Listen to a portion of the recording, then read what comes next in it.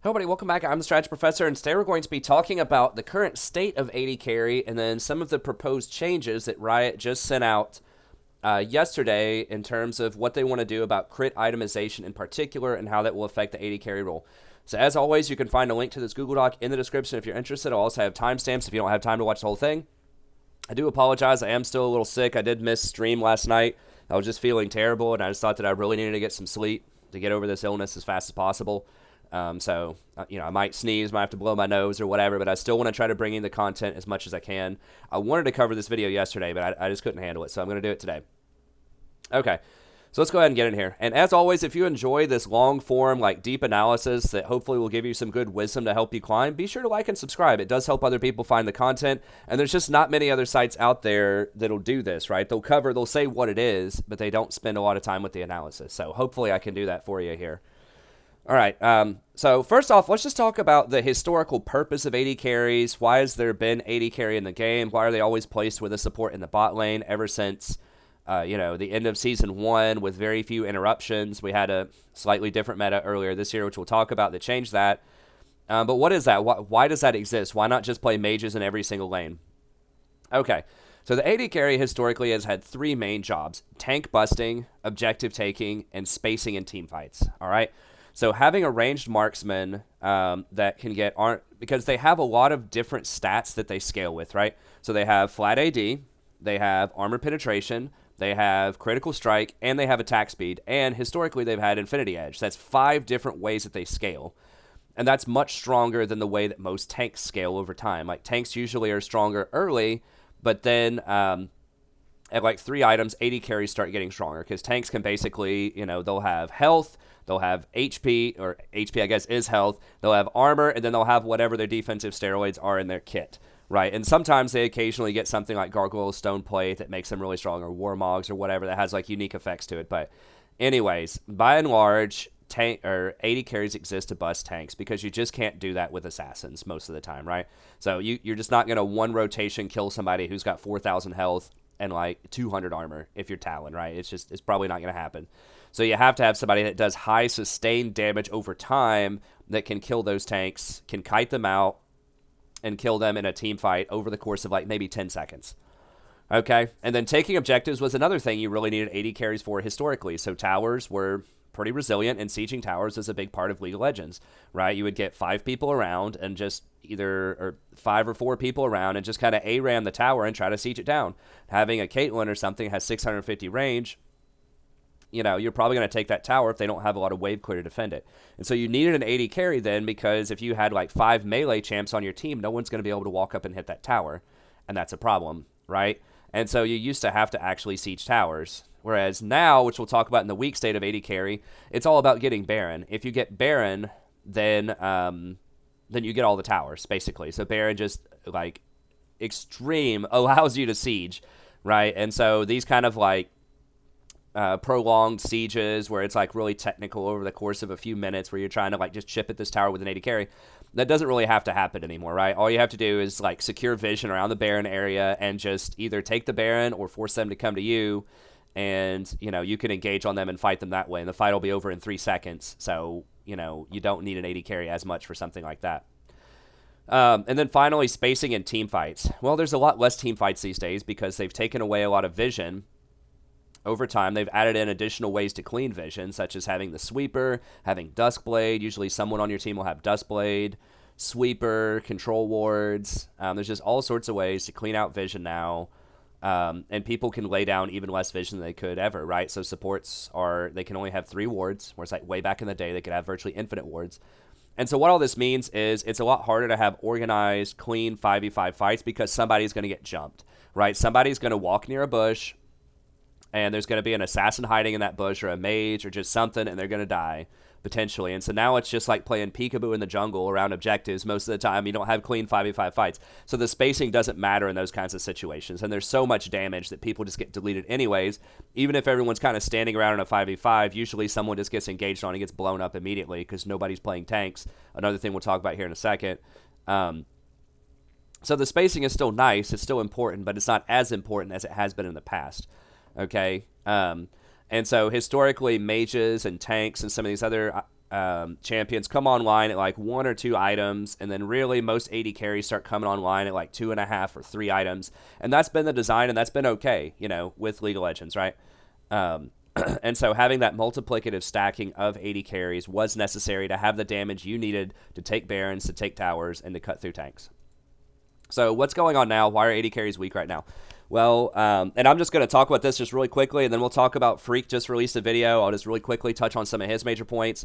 I'll talk about the approach that I advocate, and then we'll get into like the new items that Riot is suggesting, and we'll sort of analyze and go through those. So I don't want to spend too long on the preamble, but I want to have it set up so that we can, properly evaluate whether these changes are actually going to be good. So I think a lot of people don't understand why AD carry is weak. They just think that it's weak, and they just talk about crit itemization. They know that's a problem, but they don't think about the ecosystem or the history of AD carries and sort of what's going on there. So I just wanted to catch us up to speed with that really quickly.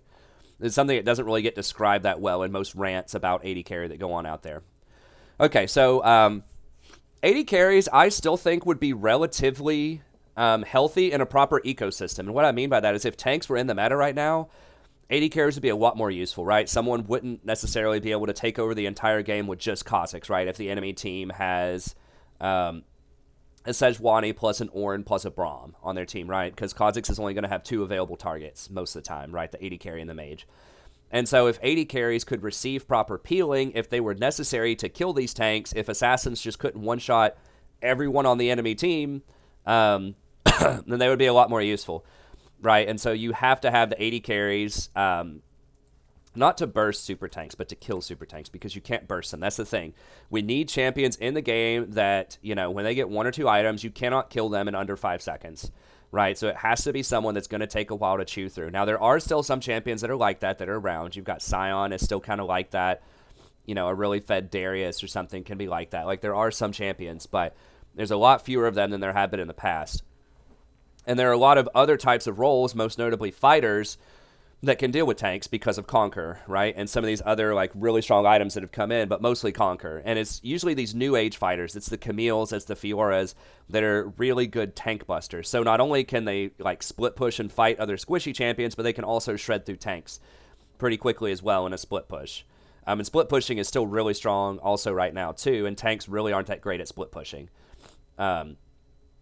So forcing more team fights would be another way to balance out AD carries because they usually function best in team fights. But either way, having a proper ecosystem where there were some assassins, but there were also some tanks, there were also some enchanters, there were also, just some split pushers in the meta where it was relatively balanced. Now, it's difficult to do that historically, but I thought earlier this season was actually pretty good. After they nerfed the tanks, they nerfed, it was kind of a tank meta early on. But then from I think about patch 8.8, 8.7, or 8.8 onward, I think they got it right, for about a month and a half or 2 months. And then they went too far on 8.11, right? So 8.11 was the point where they changed all of the crit itemization, and then they subsequently nerfed all of the enchanters really hard on 8.12. And so that just was like a triple whammy to AD carries, right? Because the tanks were kind of starting to fall out of favor. Assassins were coming back on 8.9. So that's bad news for AD carries, because they're much worse against assassins than tanks because they don't have enough damage output to kill the assassin before the assassin kills them, and they don't have the survivability to get away a lot of times either. So that was strike one, just completely gutting the crit changes, most notably with Infinity Edge, which we'll talk about here in a second. That's part 2. And then gutting all of the enchanters was part 3, most notably Janna, who has been one of the strongest solo queue helpers of AD carries since the game's inception, right? So particularly nerfing Janna really hard took away a lot of their peel and made them a lot more vulnerable to things like assassins. Sorry, I'm going to tilt the mic up there. All right, sorry about that. Yeah, so that's one of the major things. And, their intent was to weaken AD carries early, which is fair if they thought they were getting too strong, but they just overreacted to the Ardent Sensor meta. You got to remember, everyone was complaining about AD carries and supports for all of 2017, and people were still complaining they didn't do enough about it into 2018. So this was a problem of a lot of people crying about things they don't understand. Now, AD carries and supports were strong in 2017, but they didn't need to nerf them as hard as they did. The nerf to Ardent Sensor was fine. AD carries were in a decent spot early on in the season. Um, but yeah, the changing of Infinity Edge was particularly bad because the mathematics are terrible on it. So they kept 30% crit on all of the crit items, but now if you get 2 crit items, you're going to have 120% crit. So you're wasting a lot of the stat to get that. And so it feels bad when you can either have 60% or 120%, and you can't get this item really early at all. Usually it's like a third item at the earliest on most champions. And it gives like true damage. So I think they're giving it the true damage, and their reasoning for this was, well, we don't want crit AD carries to be able to one-shot squishies at 3 items. But we want to still give them some tank-breaking power, so we're going to convert 10% of the critical strike damage to true damage. That's not all damage, that's only critical strike. This is way weaker because this makes AD carries still really vulnerable to assassins, right? Because now, like, that's not going to do as much to an assassin as doing 250% damage on your crit, right? And so I think that's a lot weaker. It also got a lot more expensive. They did nerf the price a little bit. They brought or buff it, I guess. They brought the price down a little bit. But that's just a terribly designed item, and, you know, they could have just changed the cost around and changed the power curve around if they felt like they needed to do that. They did actually, like, increase the cost of all the static shiv items, and they nerfed Zeal, and they did this all on top of it. So just a perfect storm of terrible balance. Really poorly designed item. Stormrazor is another item that just has an absolutely atrocious design. So the design here was like, okay, well, we completely destroyed AD carries by changing Infinity Edge. Let's give them an item early on that gives them a really nice power spike off of single item, but doesn't scale with crit at all. Right? I mean, I guess it does scale. It has 140% to 200% crit, but it doesn't give you any sort of like additional multipliers with critical strike proper. It just basically gives you one big hit at the beginning, and that's it. So it doesn't allow you to do that damage over time to tanks. Fortunately, tanks have been like, well, or unfortunately, depending on your allegiance, have been nerfed in the dirt, so this doesn't matter. But this is like way, way worse against tanks. And this has allowed champions that are AD carries that are really good in the early game to really abuse a lot of other champions. So like Jhin and Draven particularly are just stomping out things like Vayne, things like Twitch for a lot of this season, because it's just whoever uses Stormrazor better is probably going to be better, you know, because they're going to snowball the game so hard. So it's a really bad item in the sense, and it was like used on assassins and stuff sometimes too. Like, it's just like its purpose is sort of upfront burst that's designed for ranged attackers doesn't really fit the paradigm of scaling up into 3 items that we talked about before. So, but you had to have it. So, you know, people like Xayah is probably the best example, has to buy this item just so she can be relevant. But she really needs critical strike proper, the stat, because that's what scales with her E. And so, I don't know. It's poorly designed items going into that, and that's part of why they felt really weak. Games are also a lot faster now than they were before. Baron is ridiculously overpowered. And so games close out before 30 minutes routinely. The assassin meta is also really strong, so assassins, if they get a few kills early, the game's probably over. Now, they fixed some of that with the bounty changes and adding on tower plating, so they're making steps in the right direction. In the preseason, I think they've done a great job. And I still enjoyed playing League throughout the year, for sure. I mean, I did get back to Diamond eventually, so it is possible to climb as a support even when AD carries are bad. It's possible to climb as AD carry, even when AD carries are bad, right? Because the enemy AD carry is also not going to be that strong. But you have to basically play Lucian or Jhin or Draven. But anyway, so that's the thing. Tower sieging is also no longer necessary because you can just force Baron, like we mentioned before. So you can do that by picking, you can do it by splitting, occasionally by team fighting. But one thing you're not doing is sieging towers most of the time, unless you have a Baron buff on. Or unless you just got an ace or something off of fighting over Baron. Other types of champs also take objectives more quickly, and they're adding, like, as they're doing more and more of these reworks, and as they're adding in new champs, a lot of them are just very good at taking objectives, and they're good at killing tanks. So almost all of them have some kind of true damage in their kit or percent HP damage. So you look at like Irelia, Aatrox. I guess Akali doesn't have true damage in her kit, but Urgot. Like, a lot of these champs are actually pretty good at taking objectives. And, you know, things like Master Yi and the way that, like, Gensu's has been worked is any kind of Gensu user is probably going to take dragons really quickly. You've got your Kai'Sa. Well, I guess those are 80 carries, but, like, you know, Master Yi, Camille, Kha'Zix. There's a lot of things that can take Baron. Cassiopeia, Karthus right now. So there's a lot of other stuff that serve that purpose. Tanks are also out of the meta because of Conquer. Conquer's overpowered. You know, that someone like Camille and Fiora shouldn't need that rune. They already have true damage in their kit, right? Darius shouldn't need that rune. He already has true damage. Like, they're just overloading it with all this tank breaking stuff because people complain so much about tanks all the time that they just really overdid it. And so, you know, you just aren't seeing tanks very much. In competitive play, yes, you do see some because games are slower and they're more organized. But by and large, we're just not seeing them in solo queue. Now, they're trying to bring back Sejuani and Ornn, so they might come back. I think Sion, in some circumstances, is still, like, all right. Like, there are some tanks that can be all right, but by and large, you don't need AD carries to break the tanks anymore because even if someone plays a tank, there are lots of other champions out there that can do that. So the only real advantage of AD carries right now is their range, right? But like I mentioned before, you know, vision, they're taking away vision so much, and that means that you can't make informed decisions about when you should team fight or not. And so people are going to get caught, right? People are going to just play peekaboo in the bushes in the jungle. Someone's going to get caught. And so everything turns into a skirmish, right? Someone's running for their life. You know, there's 2 or 3 people chasing them.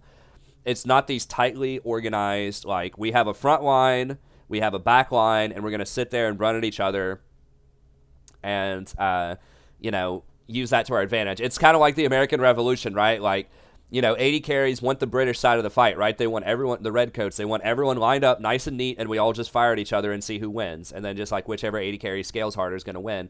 Whereas, you know, the meta right now is really these kind of like American guerrilla tactics style, right? It's like, no, we're not going to do that. We're going to hide in the jungle. We're going to pick off, you know, key targets. We're going to shut out your vision. We're going to starve out your supply line, and we're just going to win through these like little small skirmishes instead of fighting your army head on. So, anyways, that's part of it. So it's not just crit items. All of this stuff needs to kind of be addressed, right? Because the problem is if they make AD carries too strong with just like pure itemization and some of this stuff shifts around, so like tanks start to come back or other things start to come back, they're going to be overpowered. So I think that it's good to change the items, and that's one of the best ways to do it. But also they need to like make a way that tanks can get back into this meta without being too oppressive. They've done a good job with the enchanters, bringing the enchanters back in over the last couple of patches. So I think that's a step in the right direction for sure. They just need to help the tanks out a little bit, which, to be fair, they do seem to be planning on that. So that's all looking good. Okay, I'm not going to go too far into Phreak's video. There are a couple of things that he mentioned that I just wanted to sort of elaborate on a little bit, what I think about it. I linked his video here in the Google Doc if you want to check that out. But one big thing he was saying is that AD carries need more differentiation other than just right-click. And I agree with this. So the problem is, and the reason that AD carry, you only see like 2 or 3 AD carries like in the meta at any given time is because they're all competing for the same type of role, right? So they're all competing to be this ranged, tank-busting, objective-taking, you know, mostly AD carry fighter, like AD carry marksman, right? Whereas if you think about the other roles, there are so many different, like, little sub-roles within those roles, right? So top lane, you can play a tank, you can play a fighter, you can play a mage. You know, same thing kind of in mid lane right now. You can play an Irelia or an Aatrox. You can play a Galio. You can play an Orianna. You know, you can play a Talon. There are so many different types of champions you can slot in there as a support, right? You can play Zyra. You can play Alistar. You can play Janna. Like, there are so many, like, different you can play Braum. So many different, like, roles, whether it's peeler tank from the support role, hard engaged tank, enchanter, AP, hard AP damage, hybrids like Rakan, who are kind of an enchanter and kind of an engaged tank. There are all these different, like, functions that these champions can play. Same thing with the jungle, right? Right now, it's mostly a lot of, like, early game fighter junglers, or assassins. But by and large, you see what I'm saying? Like, every role has these different things they can do. Whereas AD carry, it's always the same thing. It's a ranged AD marksman that should take towers, that's going to build the same kind of items most of the time, with some exceptions. There have been some colorful exceptions lately, like with Kai'Sa is a good example of a good direction for the balancing, right? Where they could go AD, they could go AP, they can get some utility items like Hourglass if they want to. There are a lot of different builds and ways they can adapt to the game. So I thought Kai'Sa, they did very well. She was overpowered because of that, because other AD carries just don't have that kind of versatility. But that's like a step towards the right direction, right? And that's kind of what Phreak was talking about in his video, where he wants to see more differentiation. He wants to see more champions that can do different things. The problem with Kai'Sa, though, is she does everything, right? She's pretty strong early with her spells. She's also very strong later with her hyperscaling. She's very strong AP and AD. She's got mobility. She's got some survivability with her shield. She can get defensive items like a Banshee's Veil or a Zonya's Hourglass or a GA. So she's just too good. Like, she's got everything. So the only thing they can do is just dial back her numbers and just leave her with the versatility. So that's one thing that we agree on, is I think there needs to be more differentiation between AD carries, just so you have a reason. You're like, okay, they have tanks, I'm going to run this tank buster. I'm going to run Vayne. They have a mage, I need to run some kind of mage buster, right? Someone who's really good against mages. Maybe they could make Sivir into that role and really like amplify her spell shield and how that works, how that functions. But they need to do something to differentiate it. Like, okay, we need an AD carry who can engage, like Ashe or maybe like Varus, right? And just like accentuate that a little bit more. Like, lower the cooldown on the arrow, or maybe say if you hit somebody with the arrow. That's the kind of thing that I really like, which I'll talk about here in a second, is like if they do something that's really skillful, then they get rewarded more for it, right? So if they do that thing, whatever that thing is that makes them unique, if they're doing it well, then they're going to get rewarded for it. So maybe if Ashe hits her arrow, she gets 20 seconds off the cooldown or something like that, right? Or maybe if Vayne hits her 3 silver bolt procs, it either lowers the cooldown on Condemn or resets it or something like that, right? So if you're doing what you're doing, then you get cooldowns or you get mana back or something, right? If Sivir blocks a spell with her spell shield, maybe she gets half of the cooldown refunded. So she's doing like showing skill expression, blocking, spells with it, being this kind of slippery anti-engage AD carry. And now she's rewarded for that, and that'll give her the mana so that she can keep pushing and doing what she wants to do. I think that would be a healthy ecosystem. But a couple of things that I disagreed with Phreak on, though, is he was saying that auto-attack AD carries are not interesting because you can't really dodge like an auto-attack from Jinx. You can't outplay that. And I think that you can, and the way you outplay it is you get in her face and kill her before she can auto-attack you very much. Like, that's the outplay. Like, I don't think everything in League of Legends has to be a skill shot you can dodge. Right, you've got like Malzahar, you've got all kinds of champions that, Garen, things that are just kind of like relatively simple to play that can be effective. And I think you need relatively simple champs in the game. But I also think that spacing and orb walking is actually a skill. So being able to stay at max range and position yourself properly in a fight instead of just running into the fight and just smashing your hands on the buttons and, killing somebody like assassins, a lot of assassins can do when they're, really far ahead. I think that is a skill. Just saying, hey, look, I can't kill stuff quickly most of the time, and so I have to constantly reposition and use my spells to try to kite. So I think in that sense, the auto attack itself is not as interesting, but your spacing that's required to get that auto attack off safely so that you don't die, so you can attack multiple times to kill somebody. So, if you're trying to kite a Kha'Zix out or something like that with a Vayne, being able to tumble, knock him back with Condemn, and then auto-attack him down before he's able to get close to you again, that is skill. That is exciting, right? When something's chasing you and you're trying to, run away from it and still land your auto-attacks, and that is skill, making sure that you auto-attack the right person. In a huge fight, you can't just press A and, right-click or whatever over and over again, right? You have to be able to hit the right target. And that takes some pretty good mouse work to make sure you don't accidentally auto-attack a minion or auto-attack the wrong person while you're trying to kite them away. Like, it takes some pretty good mechanics to do these types of things, right? And so I think there is skill expression there, even though, like, each individual auto-attack is not, like, super skill expressive. Being able to land a bunch of them in succession while repositioning to stay safe is a unique playstyle that not many other champions have to do, right? A lot of champions out there are just, hit this hook, hit this skill shot, you hit it, okay, they're dead. Or, use your mobility and try to get in their face. You did that, you got the stun on them, okay, they're dead. This is like, okay, we have to overtime with finesse, maneuver around the fight and, auto-attack our priority targets. So I think that is a cool thing in the game, and I think it should stay in the game. And I think that's why most people play AD carries.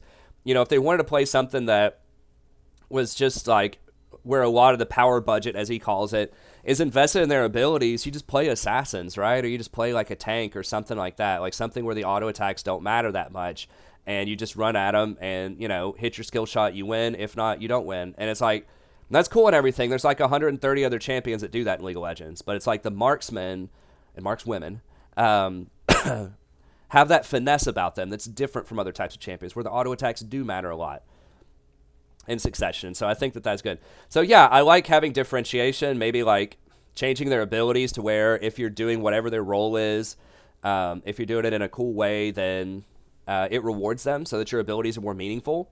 Like maybe if someone steps on your chompers or something as Jinx, maybe you get a little bit of attack or movement speed boost or something to help you kite. Or, like I said with Vayne, maybe if you trigger your silver bolts, all 3 of them on somebody, you get a condemn reset or at least a lowered cooldown on condemn. Ezreal has this in his kit. Like champions that do this pretty well already are Ezreal, right? When he hits people with Qs, then he gets lowered cooldowns on his other abilities, and so he gets to use them more often.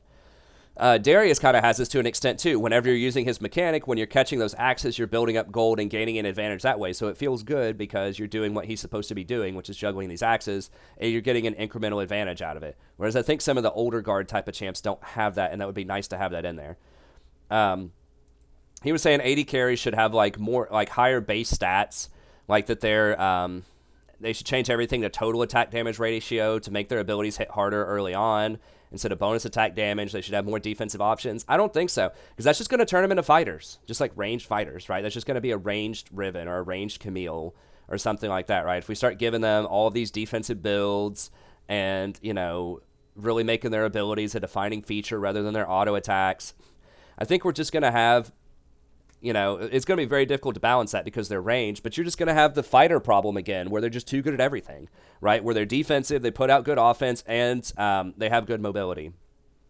And that's overpowered. I mean, look at Irelia, look at Aatrox, look at Akali, like all of these things, Camille, Fiora, like all of these things are very difficult to balance. And so I think having a class of champion where you're really squishy and it relies on finesse, you can't itemize out of it efficiently.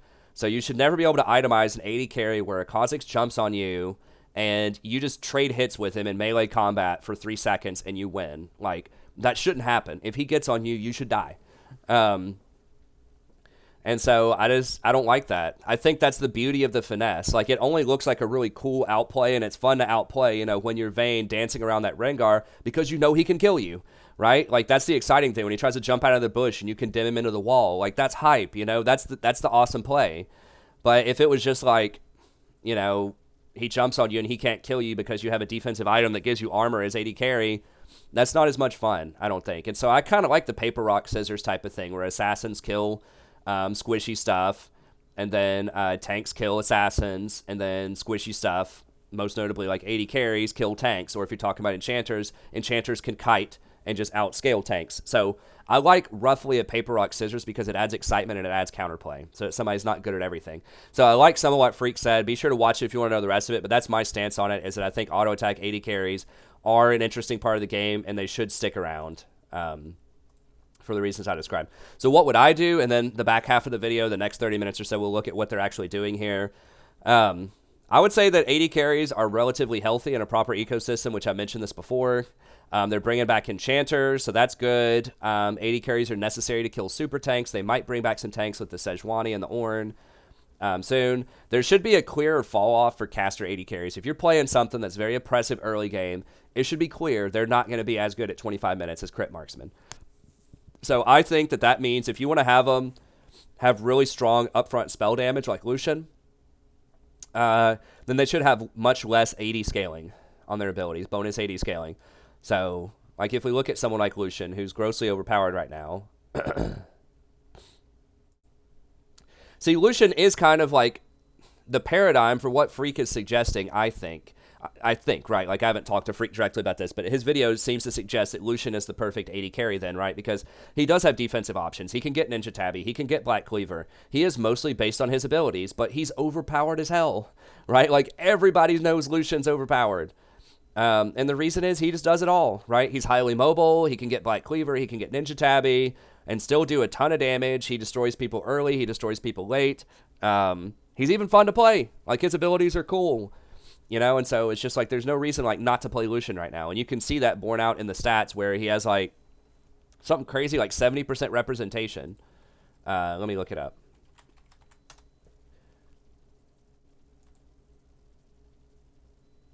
Detailed here. Yeah. So he has, I guess it's 63% representation. That's more than any other champion on this list, I'm pretty sure. Well, Yasuo gets banned a lot, so maybe Yasuo has a little bit more, but he's certainly up there, right? In terms of he's becoming banned a lot now, and he's getting picked a lot right now. And he has a high win rate. Excuse me. That shouldn't happen. Like, when you see a pick rate this high, over 30%, like, that means that auto-filled people are playing him. And something that has that high of representation should not have much over a 50% win rate, right? So you look at other champs that are kind of like that. You know, we've got Ezreal's 49%, Lee's like 49.5%. Thresh is at 51, which, you know, is indicating he's pretty strong too. But yeah, a lot of these other champs are like sitting around 50%, right? That have that much pick rate and that much ban rate. So I think that Lucian should have, he should fall off more. Like, there's no reason. This should be 120% of his bonus AD. And it scales up to that, right? And he also gets, you know, whatever this is, 55% like total AD on his second hit. That's already a lot of scaling. Like, the double shot's already a lot of scaling. So why does this need to be 225 base damage plus 120%? And then this thing is just like, why at level 6 is it a 500% total attack damage ratio on an ult that also deals 400 base damage? It's just like too many bases and too much scaling. So they need to dial this back a little bit, you know, take this down to like 80% bonus AD or something like that. And then like this, they need to take this down a lot, like 200% bonus AD, not total AD, something like that. Like, you shouldn't have an ability that can do like 900 damage at level 6. Now, yeah, they're probably not going to eat all of those shots, but they might. I mean, if they get CC'd by a Thresh or a Leona, they might eat them all. So I think it's cool that he's mobile, and I think it's cool that he can punish people early, that he has a nice itemization path, but it's just too many multipliers, too much scaling. So those types of champions need to be, if they're that good early, they need to be much weaker later. There needs to be a fall off. So like Lucian, Misfortune, Jhin, and Draven, I think need to have a little bit less scaling. AD carries, ideally, I think, should be weaker on one item than most other classes of champion. They should be equal on 2 items. They should be able to keep up with assassins if they're even on gold and at about 2 items. And then they should be stronger at 3 items. Right now, assassins are always going to be a little bit stronger because they're going to be higher level. They're going to be 1 or 2 levels higher because they get a solo lane in the mid game. That's fine. I'm just talking about sort of the items here. So that's how it should go. And I think historically, a lot of this is how it's gone, right? You know, whenever you get your Zeal plus BF sword back in like 2017, you were going to be a little bit weaker than most other champions, right? And then you complete your Infinity Edge. It's like, okay, you start doing some damage. You're still going to be a bit weaker than assassins. And then you complete your Static Shiv or Rapid Fire Cannon. It's like, okay, now I'm strong. Now I can keep up with the assassins. We're about even. And then you got your Static Shiv. So once you got your Rapid Fire, Static Shiv, and your Infinity Edge, then you were a lot stronger. Because games just aren't going much longer than that. You can't have AD carries start taking over at 4 items because games are just over at that point, right? So that's how I think they should be looking at it in terms of balancing. And then I think adding in some kind of mid-level strong items for AD carries can help, because right now Sorcerer Boots and Oblivion Orb are just so strong because that spell pen is so useful and it builds into a good item. So they have a really awesome power spike at 1,500 gold with Oblivion Orb. That you just can't get with AD carries. They don't have anything equivalent to that right now. It used to kind of be Zeal at 1,100, was a pretty good bargain and pretty strong, but they've nerfed Zeal too much. So I think that they should make Zeal or Last Whisper be pretty strong, right? About 1,500 gold and just buff up those stats a little bit. Give it a bit more crit, move speed, give the Zeal some AD or something on it. I don't know. But they need something that's similar to like Serrated Dirk and Oblivion Orb, the penetration items. Or they need to nerf the penetration items at some point, because those are just too oppressive. They're too strong early, and they scale, like, their scaling is just so much more smooth. Like, building Infinity Edge sucks. Like, everything about that item is just bad. It doesn't add any extra abilities or stats. It's just raw AD until you finish it. It's good once you finish it, but building up to it for that 3,400 gold is a really, really steep curve, right? Whereas, like, these other classes, the assassins, the mages, they have a much more smooth curve where they can build, like, useful mid-range components, right? Like the Oblivion Orb, like the Serrated Dirk. Even things like Lost Chapter are very nice, like, mid-level items that you can get after, you know, a pretty good back. Whereas, like, the best thing you're going to get as AD carry after a back is a BF sword, you know, which gives you AD, which is nice, but it's not going to give you as much sort of immediate power spike as some of these other options. Now, there are, like, I think that something like Bilgewater is a good example of this, right? Where it builds into a good item. You know, it builds into Blather and King, and it gives you some good utility. It gives you nice burst damage, gives you a slow, gives you some lifesteal, and gives you some AD. So Bilgewater is a great sort of paradigm for what I think they should do with some kind of crit AD carry item. It should give you something in the mid game, kind of like that.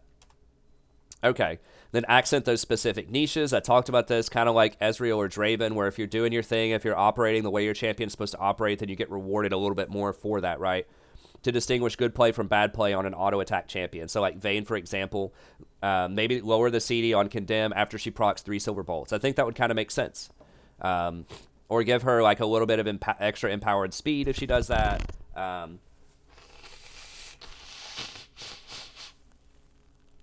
But I think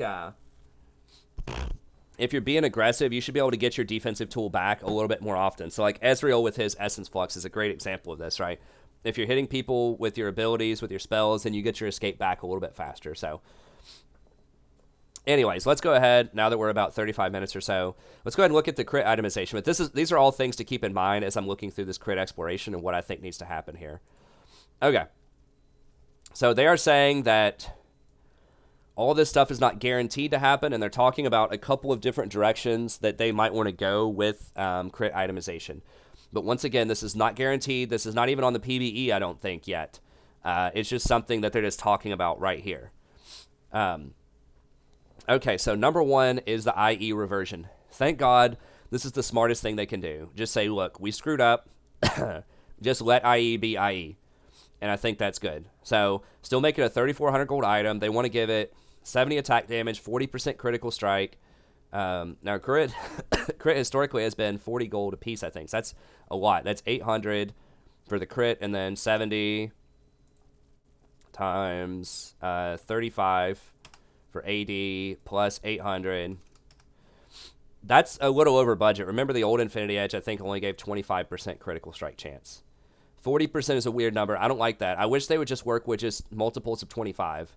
Just give all the Zeal items, you know, once they finish a rapid fire cannon, all that stuff, 25%, and just give Infinity Edge, either budget it for 50% or budget it for 25%. So that way you know where you stand on crit items, right? So don't give me these weird like 30%, 40%, because it's just so, like, it just feels bad if you go over the crit cap, you know? And so I think that making each one 25% would be fine, or making Infinity Edge 50 and then making the other ones 25. And if you made it 50, you would have to either cut down on the attack damage, which I think could potentially be fair, or cut down on the passive.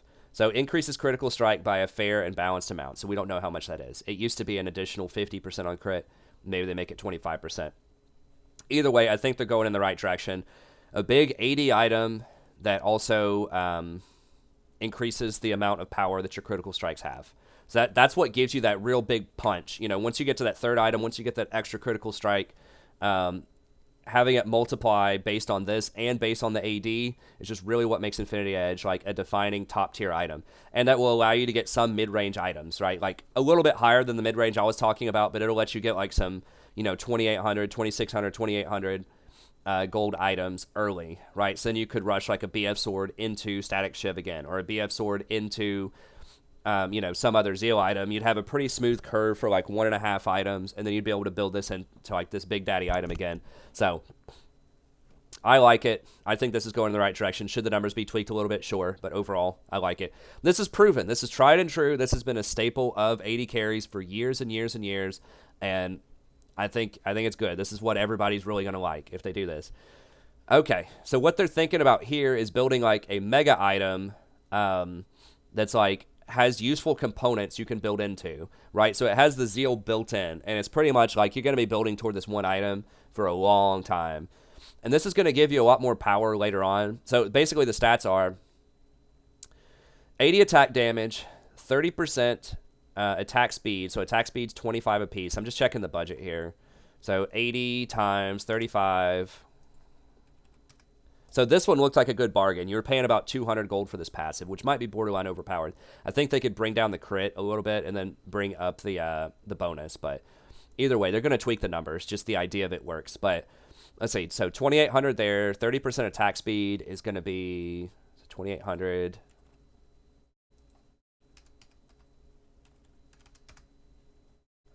$3,550. Wow, was that really 2,800? I guess, yeah, it makes sense. Okay, so $3,550 on that. I don't remember movement speed. I think it's like 30.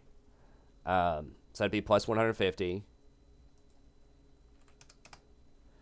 So 3,700 in stats. Increases critical strike by 50% and critical strike bonus by a fair and balanced amount. So I like the 50% here because I think that's a nice number. If these have like 25% on it, which is what they're doing, then you can actually get to 100% crit when you get Infinity Edge plus Rapid Fire Cannon. Now on Yasuo, you basically just rush this item, and as soon as you complete it, you're at 100% crit, which that'll be strong on Yasuo. But anyway, so 50% crit. What did we just say? It was 40?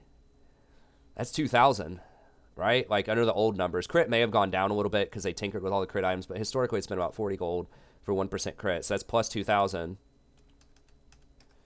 So that's a good budget. I mean, 5,700. That's way over budget. But it's also a super expensive item. I mean, something that's that big where you have to like take that long to complete it, because you're going to be waiting like 1,100 gold to complete this. Could be useful. I mean, the double BF sword's pretty intense, like as far as like requirements. Because the thing about BF sword is if you don't have 1,300 and you need that BF sword, it feels real bad. Like if you have 1,100 or something and you need 1,300 for it, is there aren't any components. What I would like to see them do, honestly, with BF sword is just make it to where it builds out a longsword. Just one longsword upgrades into BF sword. Something like that. So that way, if you come back, you can at least buy a little longsword. I mean, most of the AP items have this, right? So the needlessly large rod items don't have this, but nobody gets needlessly large rod items a lot of times, right? If we look at the itemization here, it builds into death cap. Very few people get death cap. Unless it's like really, really late game. Or they're hyper fed. Where is...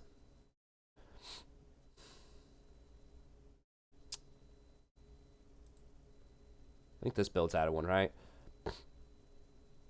Yeah, rod. So nobody gets these items, right? The only thing that it builds into right now are Death Cap and Spellbinder. Who gets those? Like, very, very few people. There are a couple. I know somebody will point some out in chat. But by and large, nobody gets these. Why? Because getting this item is a pain in the ass. Like, 1,250 gold is the same thing with BF Sword. It sucks to get those items because it requires you to have a very, very specific back timing, and they don't have any utility. They're just raw power. So I think maybe having one of these in a top-end item could be okay. But, like, making it required for a lot of the other top-end items, especially having multiple, is just too harsh. So I know they want to differentiate, can you survive in lane long enough to get back to your BF sword rather than having to back for a couple of long swords. And that's, you know, there is some merit in that. But I think there's so much feels bad that I would just have something like either a blasting wand or a long sword that upgrades into a BF sword. Or that upgrades into, you know, something else like that. Maybe double longsword upgrades into BF sword, or double amp tome can upgrade into needlessly large rod. I think that would just make the backs a lot more friendly. Okay, so anyways, Big Daddy item, hugely over budget. I think that, or under budget rather. Whatever it is, it's efficient. That's what I'm trying to say. So I kind of like this idea, but this is kind of like the all-in-one, one-stop shop item here. Like, the move speed seems a little random. It's got attack speed on it, too. I just think this is going to take too long, and I think this is just better. So you can actually complete this in a reasonable amount of time. Because this is going to feel really bad until you have this passive. And that passive's not coming online until, you know... Because, like, these items right here are going to be, like, very inefficient. It's going to take you an additional 1,100 gold to get to that. Because this is giving you the 50%... This is giving you 2,000 gold value plus this other thing, which is just, like, insane value. So I think 5,000 is too much for an item. You know, even Trinity Force is very hard to get sometimes, especially if you fall behind, and that's not like 3,700. So I just don't like going for items that are that big. Even though it does have, like, some interesting components, it's going to fall too far behind. So I think this is a little bit of a better way to do it. Maybe even drop it down to 3,200. Change some of these numbers around. But either way, they're both better than what we have now, so that's good. Okay, 25% crit seal items. I've been telling them to do this since, like, June. Not directly, like me calling Riot, but on this channel I've been saying this over and over and over again. 25%. Nice, even numbers, like 25%. Especially with the current IE, if the numbers were just 25%, 25%, and then you get Infinity Edge, you get a clean 100%, and they lowered the price of everything down to, like, 2,600 gold, I think that would have been good. But Looks like they're finally making cleaner numbers out of this. So what are they doing? They're doing 30% attack speed, more movement speed, 25% critical strike. I'm trying to remember.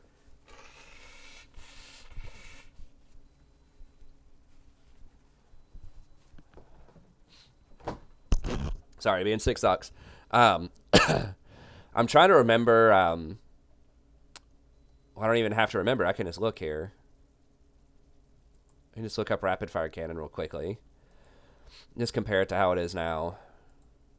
Come on. Click on hurricane. Rapid fire should be in here. Okay. So rapid gives 30, 5% movement speed. 30. Okay, so you get 10% more movement speed, which is like a little bit of extra value.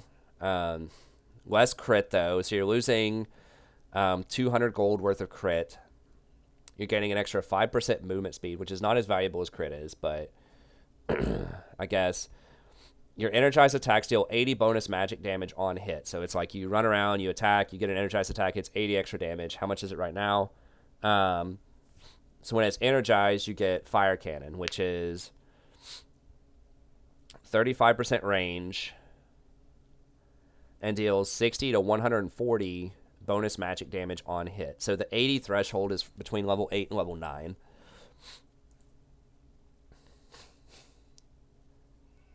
Okay, so basically it's a nerf to this item, I'm pretty sure. So it's getting 5% less crit for 10% or 5% more movement speed. On the weak side, 80 bonus magic damage is like what you would get between level 8 and level 9, but after that, it's weaker. Then your energized attacks gain 150 range and are generated 25% faster. Okay, so it still has good synergy with other energized things just because it's generated 25% faster. I think it's good they nerfed this one because this one has been pushing out a lot of the other options lately just because that attack range is so strong. Especially like if you land that crit at really long range, then it's going to be good. So I kind of like that they're nerfing this just a little bit. Let's see what else I have cooking up. Okay, static shiv compared to what it has now. That's a lot of attack speed. Okay, so let's see what we have going on here. 5% move speed, 25 crit, 50% attack speed.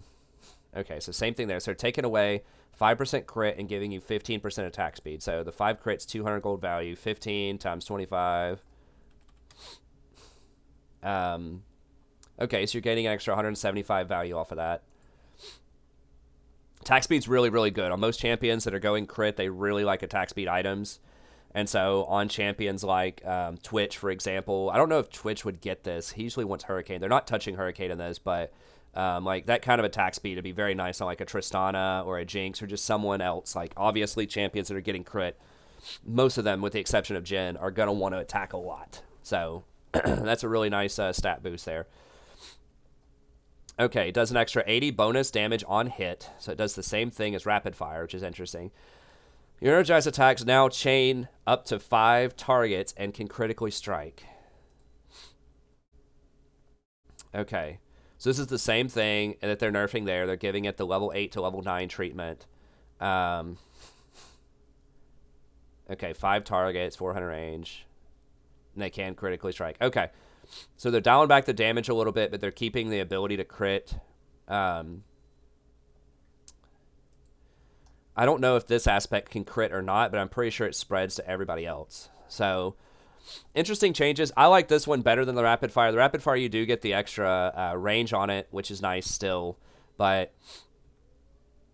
the wave clear on this and the extra burst and like its power in team fights, I think will be really good. So this is going to make this a little more useful. Right now, like nobody gets this item hardly, so that's a good one. I like that. I like these changes. They're nice. Wish they dropped the price down to like 2,600 though, but I don't know. We'll see. Okay. So Hex Drinker. This is terrible. I remember looking at this a second ago. So you get 20 attack damage and lifeline. 20 attack damage is all you get out of this item. You don't even have like the stasis effect on it. So you get this, which ostensibly is supposed to give you like You know, a nice kind of counterplay there to an assassin. You get that stopwatch, but you're paying so heavily for this stopwatch. You're paying so much for this because like 20 AD is taking away the magic resist you have on it. It's a shield that blocks magic damage. So even if this was flat health that you just permanently had, right, which this is not flat health. It requires a trigger, and it only affects magic damage, so it's not flat health. But even at flat health, it still wouldn't be worth it. So if we're looking at 20, you know, times 35 is 700 gold. So you're paying 600 gold for this right here, which is just a crazy amount of gold, I think. So, like, even if this health applied, right, so it'd be like 280, 2.66 apiece. Well, I guess that's not entirely true. Plus, what was it, 700? Okay, so that starts to become worth if it goes to 280 value, but it just seems really bad to me. It's like no offense for 1300. You lose the stopwatch when you combine it. I guess the thing you want to do is break your stopwatch and then combine it. It seems pretty weak to me on the surface. And then we have Phantom Dancer. Okay, so this gives you... It has the Hex Drinker in it. So it's going to give you 20 AD. That's 700. 30% attack speed.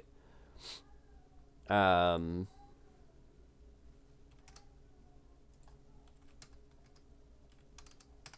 so 1450 value.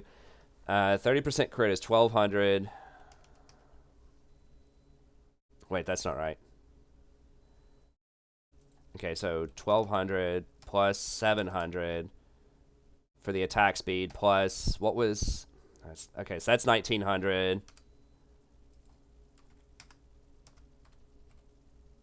There we go. 2650, 5 movement speed is probably close to 150. That right there is 2800. So that's actually looking to be pretty efficient. Upon taking damage that reduce your health below 30%, you gain a 280 shield. Now that's for all damage, not just magic, and grants you 40% decaying movement speed for 5 seconds. Wow. It's a 40% movement speed, even though it goes down a little bit for 5 seconds. Yeah, that seems pretty damn strong to me, I think. So the Hex Drinker itself is questionable, I think. I guess if you make really good use of the stopwatch, you could use it, but PD looks good. 30% crit is a weird number. Like, I don't know why it's 30% instead of 25% like the other Zeal items, but anyways, this could be pretty legit. It's got similar attack speed to the other one, well, to Rapid Fire Cannon. Similar critical strike, similar movement speed, but it gives you the AD, and it has a really nice passive here that's defensive, I guess, which is different from the offensive of the Static Shiv and the Rapid Fire. So, interesting choice. This would actually be real choices you would have to make, I think, between these items on certain champs. Like champions like Jhin or Caitlyn might like the Rapid Fire a little bit more, but then champions like Tristana or Sivir might prefer Zeal. And then if you're getting stomped or you're playing something like Vayne, maybe you like this or like a closer range. AD carry could be good. This would be really good on something like Graves too. Be ridiculous on Graves. Yeah, that's one thing to keep in mind. It's like if someone goes for this and like a Maw Malmortius or Asterix, like it's gonna be really difficult to stop them. Okay, Essence Reaver. What are they doing here? Dealing 30% of the champion's health within 2.5 seconds grants you Essence Fire. Okay, so you don't have to use your ult anymore. Same stats. You get 50% attack speed, and your basic attacks refund 20% of your remaining non-ultimate cooldowns. I mean, 50% attack speed's a lot.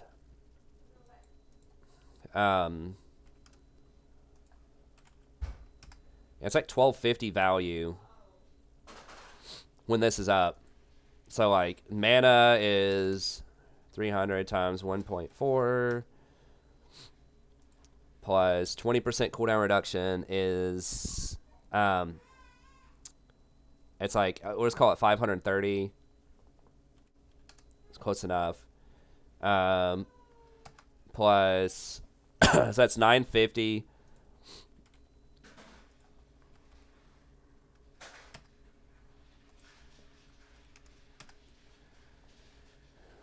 Yeah, it's that's looking real strong. Did that even include? Let's see. So that was 400 something, 500 something, and this is like, I don't know. It looks really strong. The fact that you can have 50% attack speed for 6 seconds is pretty enormous. Off of just doing damage to somebody. So someone like Twitch would have a field day with this, potentially. Being able to, like, activate your Contaminate twice in a fight. Like, you stack up 5 poison on somebody, Contaminate, hit them a few more times, Contaminate if they're not dead already. Like, just the 50% extra attack speed, regardless of this 20% here, would make this item appealing. Because a lot of fights aren't lasting more than 60 or 6 seconds anyways, and a 60-second cooldown is pretty massive. Someone like Xayah would really like this. Vayne would really like this. So, I don't know. This is definitely pretty interesting, too. It doesn't have critical strike modifier, though, so that's something to keep in mind. But I think there are a lot of champions that would like this. So I think that's a good move. They're making Stormrazor energized, so it's similar to all the other Zeal items. Your energized attack's damage is increased by 30% of your total attack damage. Now, that's nice. So now you could throw on the Stormrazor, so it doesn't do that guaranteed crit anymore. But if you throw it in there with something like Static Shiv particularly, it could be really strong. Now, it doesn't have critical strike on it itself, though, so that's another kind of consideration, is it's weird that it doesn't have like the Static Shiv, but it does have like good interactions with Static Shiv, so... But it's all of the energized attacks damage. So whenever you're energized and you attack, though, it's not just the damage off of Static Shiv, it's everything else. So it basically is giving you a 30% crit when you're energized instead of a full crit. It's like allowing you to do 30% extra damage, including, I think, the energized damage. So I don't know. We'll see. It's interesting. I don't know who would get this. Maybe someone who wants some really, like Draven, maybe.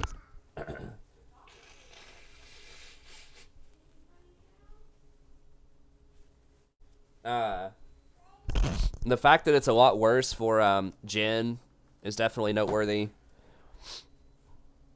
I don't know. That's intriguing, though. This one might fall out. I don't really see why people would get this if the traditional crit tree is back. Especially with things like Essence Reaver. If you don't want to do crit, then the Essence Reaver is just so appealing. Because this like wants to play with the crit items, right? It wants to play with the Energized Strike. But it doesn't give crit itself. So maybe if they do something like the big ticket Infinity Edge with the 50% crit, and then you get something like...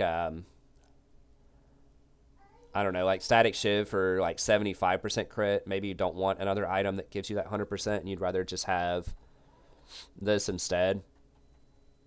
I'm not sure. It's in a weird slot. I'm not sure if anyone would buy it. This one's multi-proc. So gain a charge of Storm's Edge every 10 seconds. Your next basic attack against champions deals this much and grants 40% movement speed. Okay, so basically you can charge up to 3 of these, then just auto-attack them 3 times to deal that extra damage. So that might appeal to someone like Draven, especially if they have that, whatever that rune is that gives you 3 really quick attacks. Might be interesting. I don't think people would do this. So I think most people would either just build the crit or they'd build the, like the Blade of the Rune King Gensu stuff. I don't really see a space for this. Last Whisper. Okay, good. So this is exactly what I was talking about, where I wanted to see like a mid-level item that they could build that could build into other stuff that would be useful. So I think making Last Whisper itself be a lot more powerful is helpful, because right now like 1300 for 10 attack damage and like 10% armor pen is just stupid. Like, it's so bad. This inadvertently will like really buff assassins potentially as well. Like if they have the lethality plus the 20% armor pen. That could be a big deal. I don't know what armor pen's valued at, but it's probably pretty high.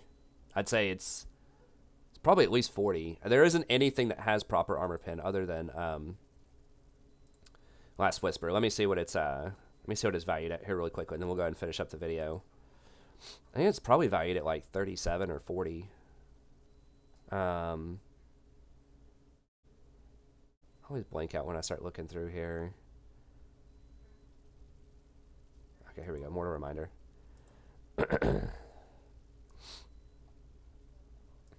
That's what we're looking for here. All right. So it is valued at 40. Okay. 40 gold per 10 armor. What does that mean? Total armor penetration. Stacks multiplicatively with other percentage armor penetration abilities. Okay. I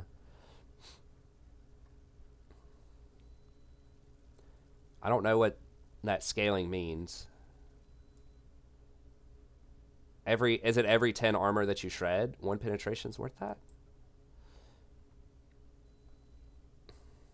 I'm just going to say it's 1 armor penetration is worth 40 gold, because that's about what I thought it was. So now having 20 is going to make it 800 gold value, and then 20 AD. Now it's efficient. Now it's 150, or 1,500 rather, for a 1,300 item. So that's really good. You might see more people rush this early on. So I think that's really nice. Trying to create something that, like, could be a mid-game item that can help you out against tanks in particular. So I think that's helpful. It might be a little strong on assassins, but they aren't buffing the top-end items, just this little mid-level item. So I think that's helpful. That'll probably be something similar to, like, Oblivion Orb, in that people can just get this and sit on it for a while. So I think that's a good move. And then Maw Malmortius. Taking magic damage that will reduce your health below 30% gives you the shield and trigger. What'd they change on this? Just the Hex Drinker? It's probably okay. I mean, 60 attack damage is pretty good, though. Yeah, 2,100, and then 40 magic resist. That's 18 apiece, so 2,100.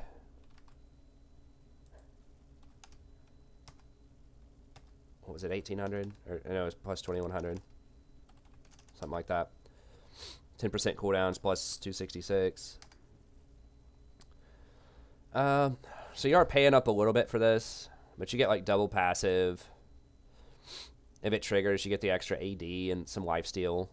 So that's cool. I know they had thought about buffing Bloodthirster to make it a mid-range item. I think that would be interesting. Bring down Bloodthirster and Death's Dance into like 3,200 gold territory. I think it'd be nice. I don't really think there should be items. Very, very few items should be 3,500. It's so expensive. Yeah, overall, I think these are pretty good changes. They are, seem to be going for that 1-2-3 punch there that I was talking about before, but now you have like real options between. Don't forget Hurricane's still on the table, and that's still going to be great for things like Twitch and Jinx, who get a lot of value out of the extra bolts. But now you have, Rapid Fire, Static, and Phantom Dancer all serving like pretty different purposes that are interesting. You have Essence Reaver is just kind of this single item, like huge power spike that doesn't scale with crit, but this would be like one of your premier single item power spike type of items. This would be something that, like, I don't know, maybe a Lucian could get this. I'm not really sure. It looks like it'd be perfect on someone like Lucian. You might see some other champs get this as well in other roles. But like Master Yi would have a field day with this probably, because he'd just be alpha striking around everywhere. So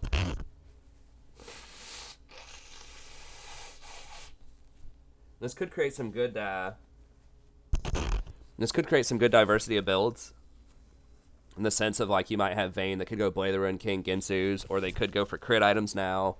You have champions like Varus, who historically don't really like crit that much, but maybe he'd like something like Essence Reaver. You could go Essence Reaver, Blade the Ruined King. I think this opens up a lot of other interesting build paths to sort of like tinker around with, which is really good. So it's not the same cookie cutter build every time. And I think that, like, they did a pretty good job of laying out treats for everybody, not just the crit marksman, but like this is a pretty good treat. This like could be good maybe in some scenarios. So yeah, I think it's pretty. They brought up the Last Whisper stuff, which will help with the AD casters quite a bit, like your Varus's. This type of champs will help assassins a little bit too, which is probably kind of rough, but that's probably okay. I still think they're going to get the lethality before they get the Last Whisper if that goes through. But anyways, that's going to be it for this video. Thank you very much. Hope you enjoyed it. So I think they're on the right track with the AD carry changes. I think there's still a little bit to go before they come all the way back into the meta. I really think if they just bring back tanks and they just nerf some of the oppression early, if they just like knock some of the scaling, I don't mind Lucian and Misfortune being like really strong early, but they need to be demonstrably weaker at like 20 minutes if they don't get ahead. And right now it's just not happening. So hopefully this itemization will help out with that. But anyways, that's going to be it. Thank you very much. If you enjoyed this, please be sure, like, subscribe, share with any friends that you think might also enjoy this. And I'll see you next time. Have a great day.